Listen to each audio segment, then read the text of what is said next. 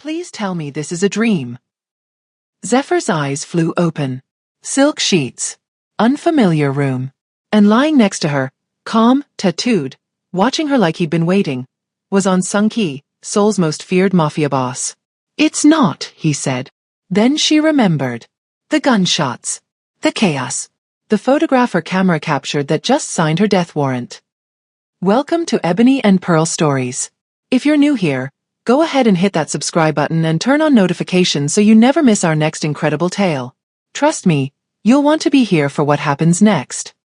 Let's dive in. Zephyr Calloway had never been the kind of woman who drew attention. She preferred it that way, quiet, invisible, moving through the world like a shadow with a camera. Seoul had been her dream destination for years, and when the scholarship program accepted her application, she'd packed her bags with trembling hands and a heart full of hope she didn't quite trust.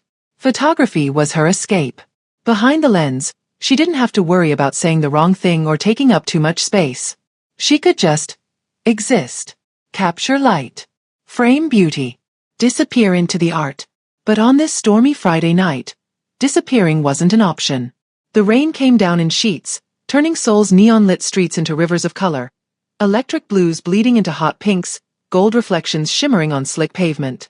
Zephyr had stayed out too late photographing the night markets, captivated by the way lantern light danced off rain-soaked umbrellas. Now she was paying for it. Her camera bag slapped against her hip as she sprinted toward the only hotel lobby still glowing with light. Her curls, completely destroyed by humidity, clung to her cheeks in wild spirals. Water soaked through her jacket, her jeans, her sneakers. She wasn't watching where she was going. And that's when it happened. She collided, hard, with what felt like a brick wall. Except brick walls didn't have heartbeats. Zephyr stumbled backward, gasping, her hands flying up instinctively. Oh my God, I'm so sorry. I wasn't looking, I didn't mean to. I'm so sorry. The man she'd crashed into didn't move. Didn't flinch. Didn't even blink. He was tall, impossibly tall, with black hair slicked back from the rain and a face that could have been carved from stone. Unreadable. Dressed in a simple black shirt and slacks that somehow looked more expensive than anything she'd ever owned. But it was his eyes that stopped her mid-apology. Dark. Piercing. The kind of gaze that didn't just look at you, it looked through you, cataloging every detail, every fear, every secret you thought you'd buried. And then she noticed the tattoos. Black ink wound up his forearm, intricate, beautiful, dangerous, disappearing beneath his rolled sleeve like a promise of something she didn't understand. I really didn't mean to, she stammered again, taking another step back. Sung-ki tilted his head slightly, studying her the way someone might study an unexpected puzzle piece that had just fallen into their lap. He didn't speak, didn't smile, didn't frown, just watched. The silence stretched between them like a living thing, and Zephyr felt her pulse hammering in her throat. Something about this man made the air feel heavier, charged with a tension she couldn't name. She opened her mouth to apologize again. And then the world exploded. Crack, crack, crack. Gunshots shattered the night behind them. Zephyr's scream tore from her chest before she could stop it. Sung-ki, someone shouted from the shadows. The man in front of her, Sung-ki, moved with terrifying speed. His hand shot out, gripping her arm and yanking her behind him in one fluid motion. Men in dark suits materialized from nowhere, forming a barrier of bodies around them. More gunshots. Shouting. The screech of tires on wet pavement. Zephyr's brain couldn't process it. Couldn't make sense of the chaos erupting around her like a nightmare she couldn't wake up from. Her knees buckled. The slippery pavement rushed up to meet her. And then, strong arms caught her mid-fall. Sung-ki's voice, low and steady, cut through the chaos. Get her out of here. Zephyr's vision blurred. She tried to speak, tried to ask what was happening, tried to understand why the world was spinning and why this stranger's arms felt like the only solid thing left in existence. But darkness swallowed her whole before she could form the words. The last thing she heard was the steady rhythm of his heartbeat against her ear. And then, nothing. If you believe innocent people shouldn't be dragged into violence they didn't ask for, hit that subscribe button right now.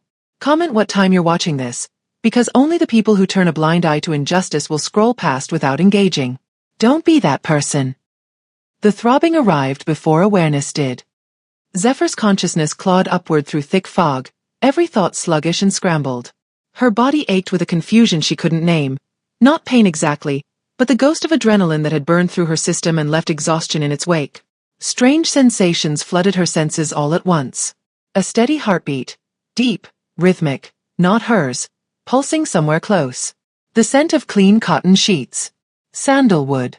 An unfamiliar cologne that whispered expensive and dangerous in equal measure. And warmth. Solid, living warmth beneath her cheek. Her eyes flew open. Luxurious ceiling. Soft golden light filtering through floor-to-ceiling windows. Silk sheets the color of midnight tangled around her legs. This wasn't her tiny scholarship apartment. This wasn't anywhere she recognized. And then she felt it, the gentle rise and fall of breathing that wasn't her own. Zephyr's head turned slowly, her heart climbing into her throat. Sung-Ki lay beside her, fully awake, completely calm, watching her with that same unreadable expression from the night before, except now in the soft morning light, he looked almost peaceful, dangerously so. His arm rested near her waist, not quite touching but close enough that she could feel the residual warmth. "Please tell me this is a dream," Zephyr whispered, clutching the blanket to her chest like a shield. He blinked once. Slowly. "It's not," he said, his voice low and steady. Her soul nearly evacuated her body. What happened? Why am I here? Why are you here?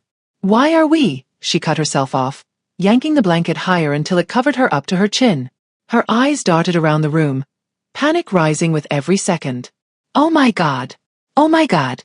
This can't be real. This is.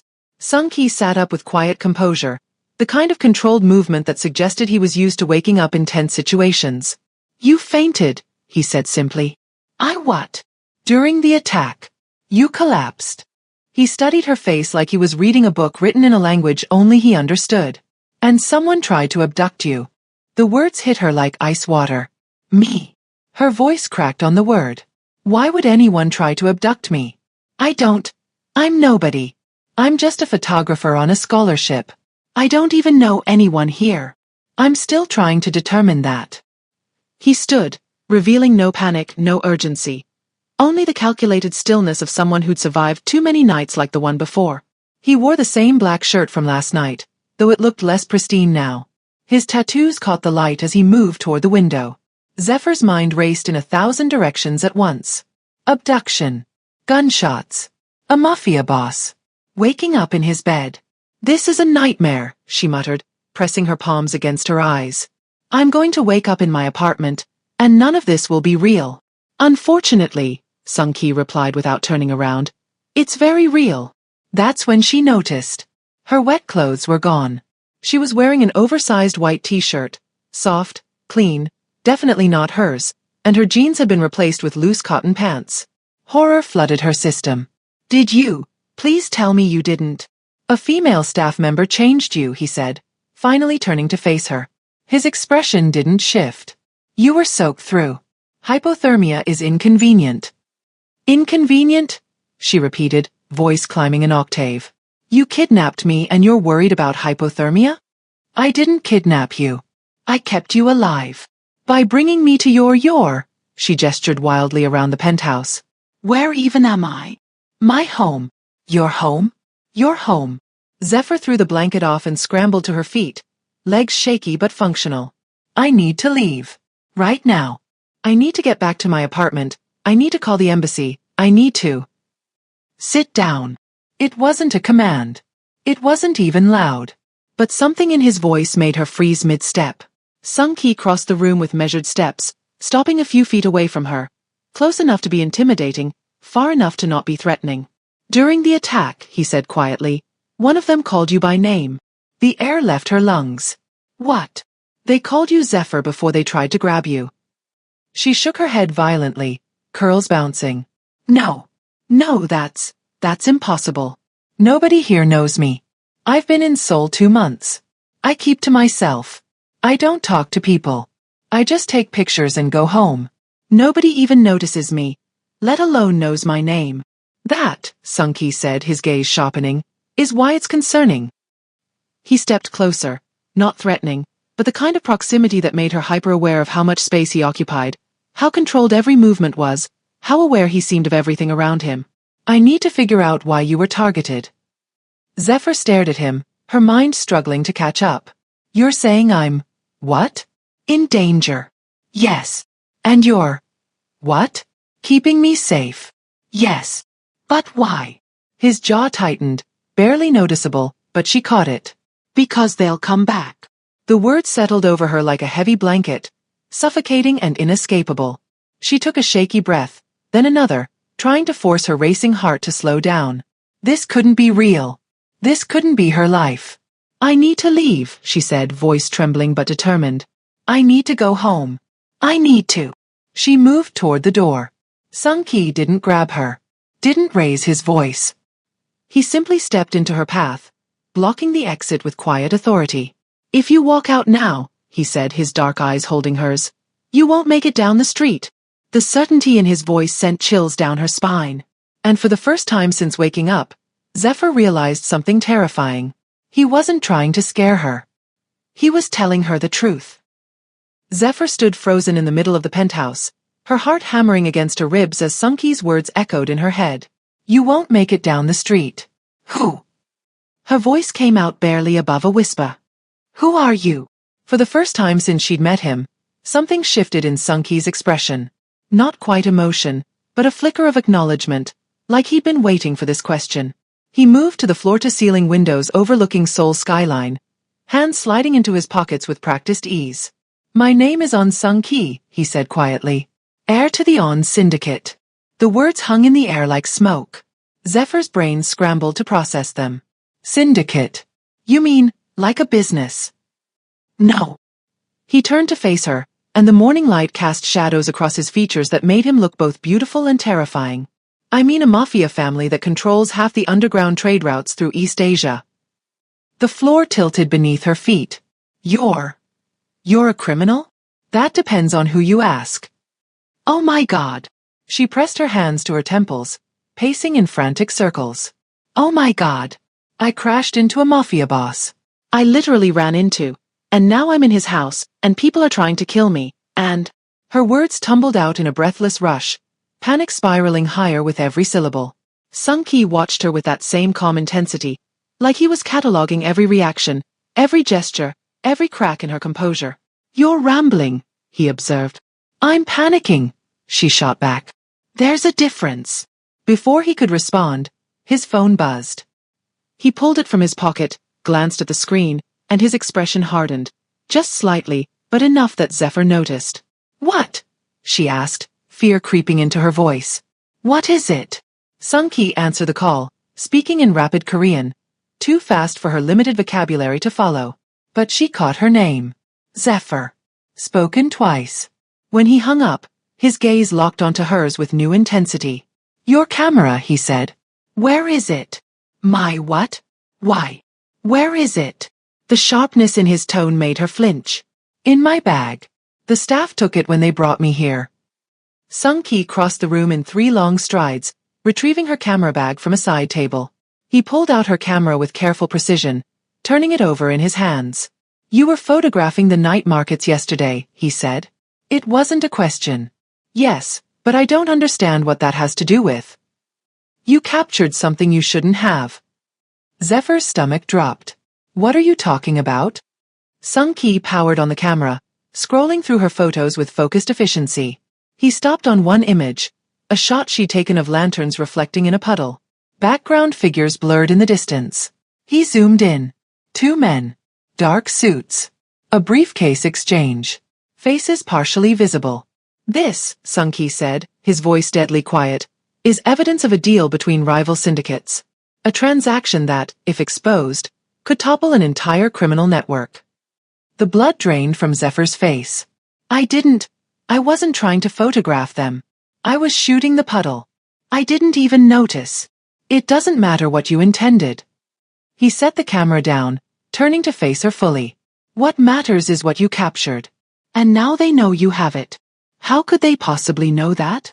Because someone saw you. Someone recognized the camera. Someone put the pieces together. His jaw tightened. They assume you saw too much.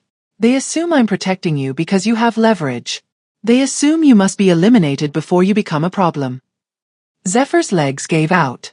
She sank onto the edge of the couch, her whole world crumbling. "This can't be happening," she whispered. "I just wanted to take pictures. I just wanted to." Her voice cracked. "I didn't do anything wrong. I know." Something in his tone made her look up. Sung-ki stood a few feet away, watching her with an expression she couldn't quite read. Not pity. Not sympathy. Something harder. More resolute. "Your life changed the moment you clicked that shutter," he said quietly. "Whether you meant to or not."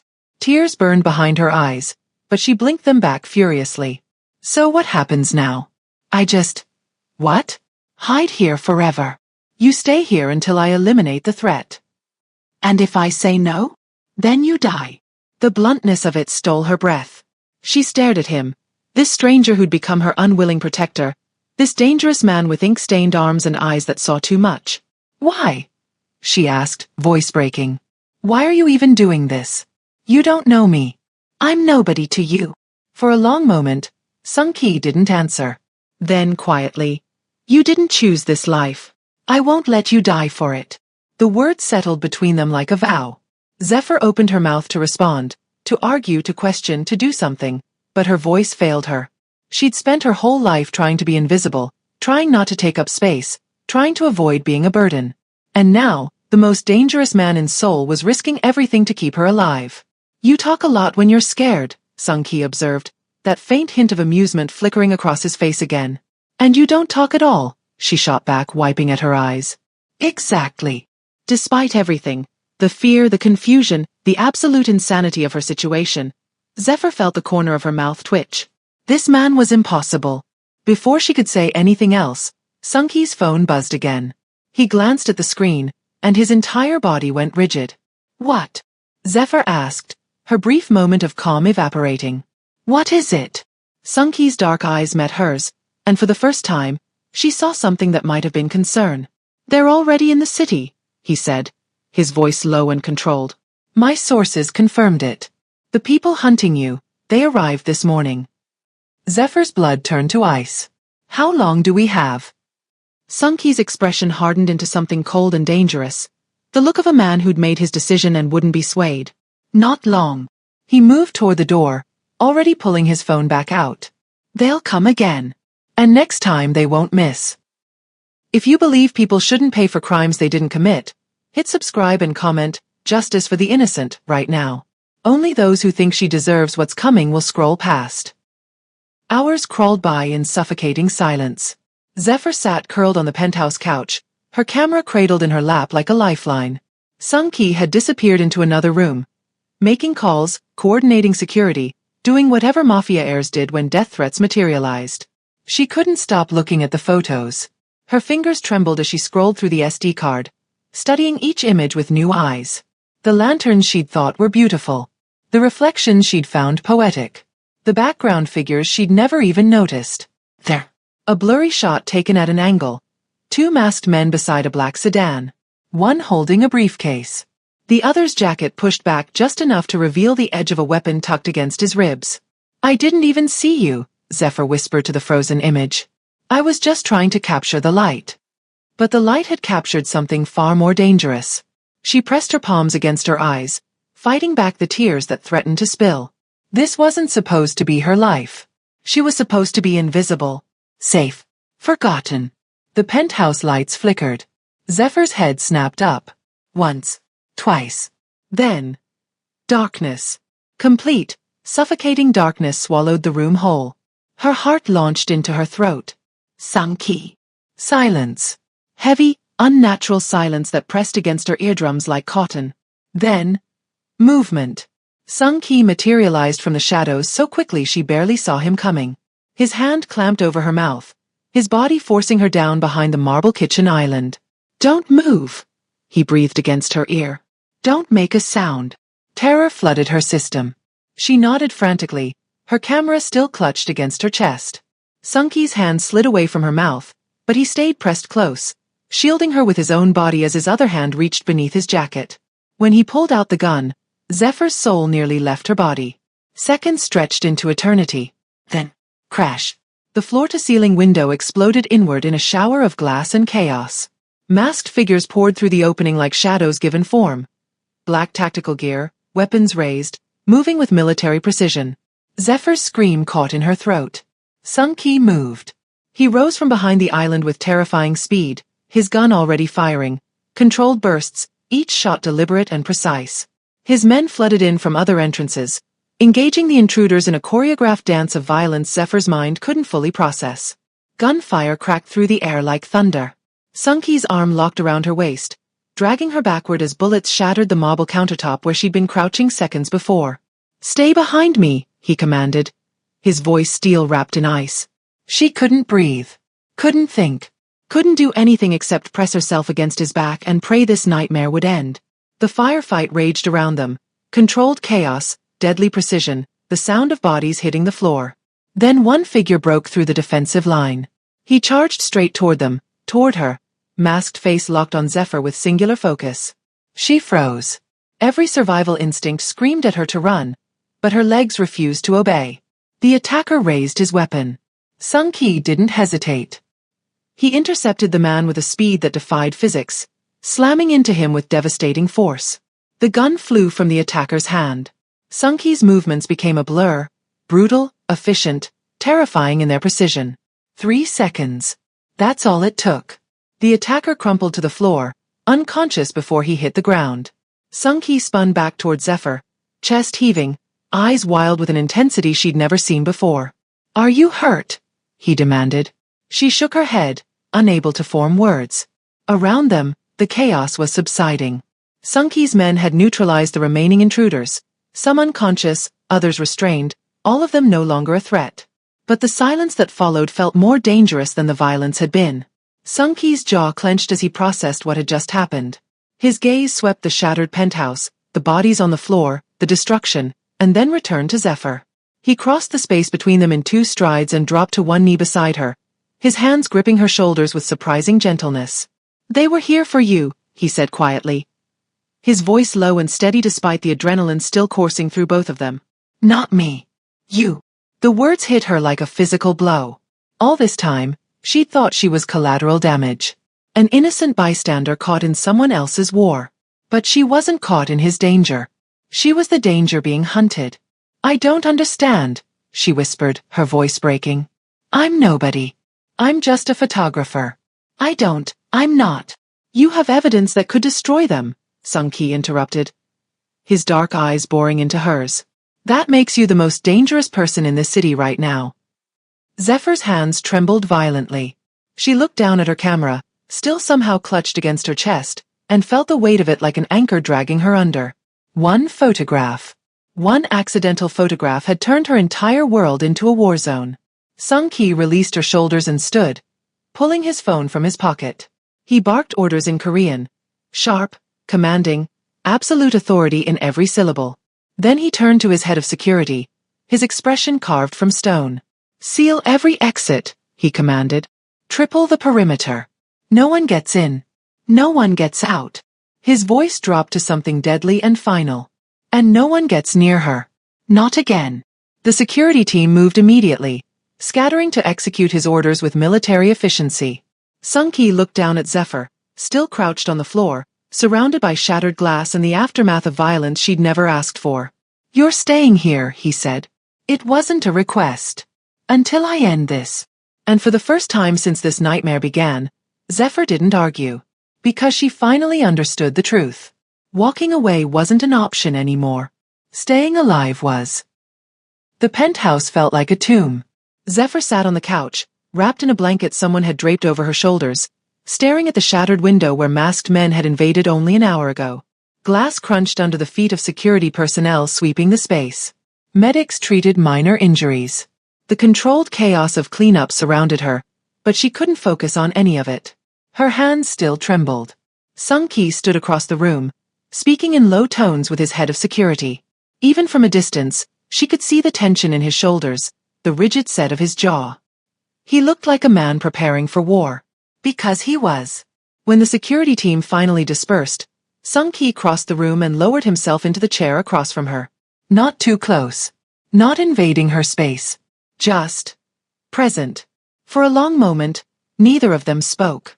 Then Zephyr's voice broke the silence, small and fractured. "Why are you doing this?" Sunki's dark eyes met hers. You already know why. No. She shook her head, curls bouncing with the movement. I don't. You don't know me. I'm nobody to you. You could have just let them take me. Let this be someone else's problem. But you didn't. Her voice cracked. You're risking everything, your safety, your people, your entire organization, for someone you met 2 days ago. Why? Sung-Ki leaned forward, elbows resting on his knees, his gaze never leaving hers. I don't protect strangers, he said quietly. But I protect people who didn't choose this life. The words hung between them like a confession. Zephyr swallowed hard. What does that mean? For the first time since she'd met him, Sung-Ki's carefully controlled mask cracked. Just slightly. Just enough. I was born into this world, he said, his voice low and steady but carrying a weight she hadn't heard before. I didn't choose the syndicate. I didn't choose the violence. I didn't choose to be feared. He paused, jaw tightening. But I learned early that this life takes everything from you. Everyone you care about becomes a target. Everyone you love becomes leverage. Zephyr's breath caught. I've lost. He stopped, the muscle in his jaw flexing. I've lost many people because of what I am. What my family is. People who didn't deserve to die. People who were only guilty of being connected to me. His gaze dropped to his hands, those same hands that had shielded her, caught her, protected her. I don't want you added to that list. The vulnerability in his voice shattered something inside her chest. This wasn't the cold mafia boss who commanded rooms with silence. This wasn't the ruthless heir who controlled half of East Asia's underground. This was a man haunted by ghosts. Trapped by legacy. Carrying the weight of every life he couldn't save. You didn't ask for this, Sung-Ki continued, looking back up at her. You were just living your life. Taking photographs. Trying to find beauty in a city that doesn't always deserve it. His expression softened. Barely, but she saw it. You shouldn't have to pay for my world's sins. Zephyr felt tears burning behind her eyes. All this time, she'd seen him as a threat. A dangerous stranger. A criminal who dragged her into chaos. But now she saw the truth. He was just as trapped as she was. Trapped by blood. By duty. By choices made long before he had the power to refuse them. You're not what I thought you were, she whispered. What did you think I was? A monster. Sung-Ki's mouth curved into something that wasn't quite a smile but held a trace of bitter understanding. Most people do. But you're not. Zephyr pulled the blanket tighter around her shoulders, holding his gaze. You're just a man who's lost too much. And doesn't want to lose anyone else. Something shifted in his expression. Surprise, maybe, or recognition that someone finally saw him beneath the reputation, the fear, the carefully constructed armor. I won't let them have you, he said. And this time it sounded like a vow carved in stone. I'm taking down the syndicate that's hunting you. Every member. Every connection. Every threat. That's... Zephyr's voice faltered. That's a war. You're talking about starting a war. Yes. People will die. Yes. Because of me. Sung-Ki stood, crossing the space between them in 2 strides. He crouched in front of her. His eyes level with hers. Close enough that she could see the flecks of amber in their dark depths. Not because of you, he said firmly. Because of them. Because they chose to hunt an innocent woman. Because they chose violence over reason. Because they made you a target. His jaw set with absolute certainty. I'm just making sure they regret it. Zephyr searched his face, looking for hesitation, for doubt, for anything that suggested this was bravado or performance. She found none. Only unwavering resolve. You stay here until I end this, Sung-Ki said. His voice quiet but carrying the weight of command. If you walk out, if you try to run, if you think you can disappear. He paused, letting the words settle. You won't survive. She already knew that. Had known it the moment she saw the determination in those masked attackers' eyes. But then Sung-Ki's expression shifted, just slightly, into something more vulnerable than she'd ever seen from him. I don't want to lose you. The words were barely above a whisper, but they hit her like thunder. Not a command. Not a strategy. Not calculation. Just truth. Raw and unguarded and terrifyingly honest. Zephyr's breath caught in her throat. She looked at this man who'd become her protector, her captor, her unexpected anchor in a storm she never saw coming. This man who carried death in his wake but refused to let it touch her. Okay, she whispered. Sung-Ki's eyes searched hers. Okay, I'll stay. She pulled the blanket tighter, holding his gaze. Until you end this. Until I'm safe. A pause. I trust you. Something flickered across his face. Relief, maybe, or surprise that anyone could say those words to him and mean them. He stood, offering her his hand. She took it. And as Sung-Ki helped her to her feet, Zephyr caught their reflection in the shattered penthouse glass. Two silhouettes backlit by Seoul's glittering skyline. A woman who'd spent her whole life trying to be invisible. And a man who'd spent his whole life being seen as a monster. Both of them trapped in a web neither had woven. Both of them fighting to survive a world that had already decided their fates. Zephyr's gaze lingered on their reflection, and a strange realization settled over her like morning fog. Their lives were permanently intertwined now. Not by choice. Not by love. But by circumstance, survival, and something deeper she didn't have words for yet. Sung-Ki released her hand, but his presence remained. Solid, protective, unwavering. Get some rest, he said quietly. Tomorrow, everything changes. Zephyr nodded, too exhausted to argue. As she turned toward the bedroom, she glanced back one last time. Sung-Ki stood framed by the broken window, Seoul's lights painting him in shades of shadow and neon, looking every bit the dangerous legend the city whispered about. But she knew better now. Knew the man beneath the myth. And somehow, that made everything both more terrifying and more bearable. This was only the beginning. The storm was coming. And neither of them would walk away unchanged. If you believe people deserve second chances and that protection isn't the same as possession, subscribe now and comment. This is just the beginning, below. Only those who think she should have been left to die will scroll past without engaging. Don't be that person.